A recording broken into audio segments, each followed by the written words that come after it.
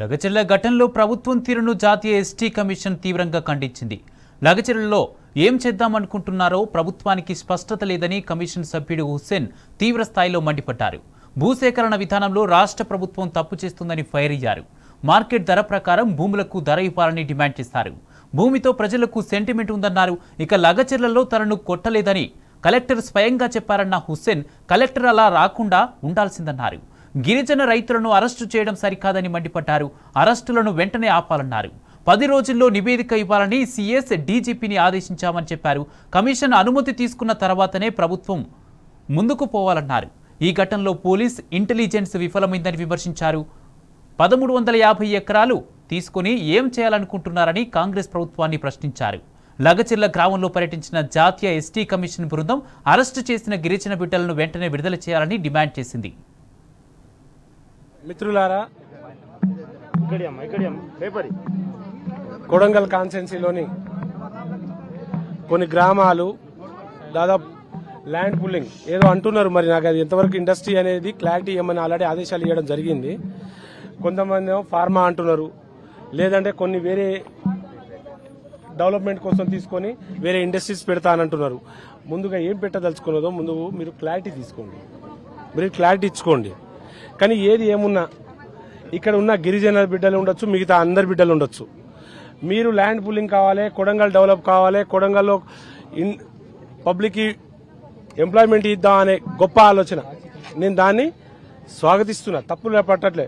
కానీ దీంతో పాటు ఇక్కడ ఉన్న అమాయకులు గిరిజన బిడ్డలు ఉన్నారు, మిగతా వాళ్ళు ఉన్నారు.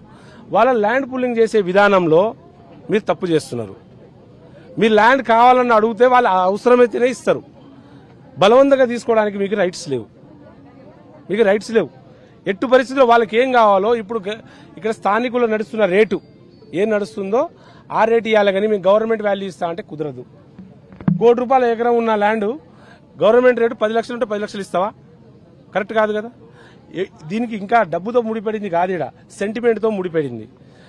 వాళ్ళ పూర్వీకులు తాత తండ్రుల నుండి ఇక్కడ బతికి పోషించి పెద్దగైన పబ్లిక్ ఇక్కడ. అలాంటి వాళ్ళు ఊరు వదిలిపోవాలి. ఇక్కడ ఉన్న ల్యాండ్ 1 ఎకరమో 2 ఎకరాలో 4 ఎకరాలు 5 ఎకరాలు ఉన్నా వాళ్ళ కుటుంబీకుల్లో 4-5 ఉంటారు, పెద్ద కుటుంబం ఉంటుంది.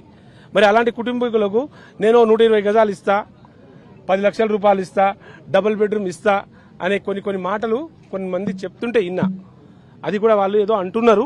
కానీ వీళ్ళు అంటున్నది ఏంది, మేము అసలు ల్యాండ్ అయ్యాం, మాతో కూర్చున్న విధానం బాగలేదు, మాట్లాడిన విధానం బాగలేదు, దొంగతనంగా వస్తున్నారు, మమ్మల్ని అరెస్ట్ చేస్తున్నారు, బెదిరిస్తున్నారు, మీ లంబడోళ్ళకి సంగతి ఏంది, మీ కథ ఏంది అని చెప్తున్నారు అని వాళ్ళు కొంతమంది అనేక రకాలుగా వాళ్ళు ఆరోపిస్తున్నారు. కాబట్టి మిత్రులారా, నేను ఆల్రెడీ ఇప్పుడు కొంతమంది కంప్లైంట్ చేయడం జరిగింది, సుమోటోగా కూడా కేసు తీసుకోవడం జరిగింది. కాబట్టి ఢిల్లీ నుండి ఇలా ఎస్టీ కమిషన్ వాళ్ళ తరపున రావడం జరిగింది. కానీ ఇప్పుడు వీడికి వచ్చిన సిచ్యువేషన్ కూడా నిజంగా వాళ్ళు అనుకున్నట్టే ఉంది, ప్రభుత్వం అనుకున్నట్టు లేదండి. ప్రజలు అనుకున్నట్టే ఉన్నారు, బిక్కుమని బతుకుతున్నారు, పబ్లిక్ ఎవరు లేరు, అందరు పొలాలు ఊర్లు పారిపోయారు, తాళాలు వేసుకొని ఉన్నారంట. కాబట్టి వాళ్ళు ఇబ్బంది పడుతున్నారు. కాకపోతే ఒక విషయం నాకు ఒకటి అర్థమైంది ఏంటంటే, కొంతమంది వేరే వ్యక్తులు వేరే పార్టీ నాయకులు ప్రేరేపించి కొంత వెనకాల నుండి కూడా ఇబ్బంది పెట్టిరు అనేది కొంచెం కనిపిస్తుంది. వాళ్ళు చేయలేదు, వాళ్ళ వెనకాల నెట్టేసి వీళ్ళని ముందు తోసేసి పడేసారు. అది కావాలని. అందులో కలెక్టర్ గారే సాక్షాత్తు చెప్పిండు కొట్టలేదని, మాకేం చేయలేదు. అయినా కలెక్టర్ గారు వస్తున్నప్పుడు ముందు కరెక్ట్ చూసుకొని ఉండే. కలెక్టర్ గారు వచ్చేటప్పుడు గతంలో 15 రోజులు 20 రోజుల ముందే గొడవ అయిందన్నారు, ఇంతకుముందు ఏదో గొడవ అయిందన్నారు. దాదాపు 7-8 నెలల నుండి వాళ్ళు ధర్నాలు చేస్తున్నారు, రాస్తారోకోలు చేస్తున్నారు అని చెప్పు. ఇంత తెలిసి కూడా కలెక్టర్ గారు అడ్డదిడ్డంగా ఎలా వచ్చేస్తారండి? కలెక్టర్ అని ఎవరికి తెలుస్తుంది? ఇక్కడ వచ్చే విధానం ఇది కాదు కదా. నోటీసులు ఇవ్వాలి, పెట్టుకోవాలి, ప్రొటెక్షన్ చేసుకొని ఏం కావాలి తల్లి ఏం కావాలని అడిగి తెలుసుకొని పోవాలి. అది పోకుండా మీ ఇష్టారాజ్యంగా వచ్చేసి మమ్మల్ని కొట్టిరు తిట్టిరు అని చెప్పేసి ఇప్పుడు కావాలని వాళ్ళ మీద కక్షపూరితంగా కేసులు వేసి రాత్రుల పూట వచ్చి బలవంతం చేయడం, ఇబ్బంది పెట్టడం, అక్రమ అరెస్టులు చేయడం కరెక్ట్ కాదు. ఖచ్చితంగా నేను ఆల్రెడీ అదే మాట్లాడడం జరిగింది. ఇప్పుడు వాళ్ళ అరెస్టులు కరెక్ట్ కాదు. వాళ్ళు కొట్టలేదని కలెక్టర్ సాక్షాత్ చెప్తున్నారు, మీరు ఎందుకు అరెస్ట్ చేస్తున్నారు? ఇమ్మీడియట్లీ వాళ్ళకి రిలీజ్ చేయండి అని. ఇక ముందు ఎవరైనా చేయాలనుకున్నట్టు ఆపండి. ఊర్లలో పికెట్ చేసి పోలీసులను రాత్రిపూట పెట్టకండి. ముందు వాళ్ళని స్వేచ్ఛగా జీవించడానికి ముందు టైం ఇవ్వండి. దాని తర్వాత మీరు ఏం కావాలో చూడండి. కానీ అరెస్టులు మొత్తం ఆపాలే. దీని మీద సమగ్ర నివేదిక ఇక్కడకున్న డీజీపీకి అండ్ చీఫ్ సెక్రటరీకి ఆల్రెడీ ఆదేశించడం జరుగుతుంది. 10 రోజుల్లో మొత్తం రిపోర్ట్ ఇవ్వండి. ఆ తర్వాతే ఇక్కడ ఏం చేయాలన్నా తర్వాత చూడండి.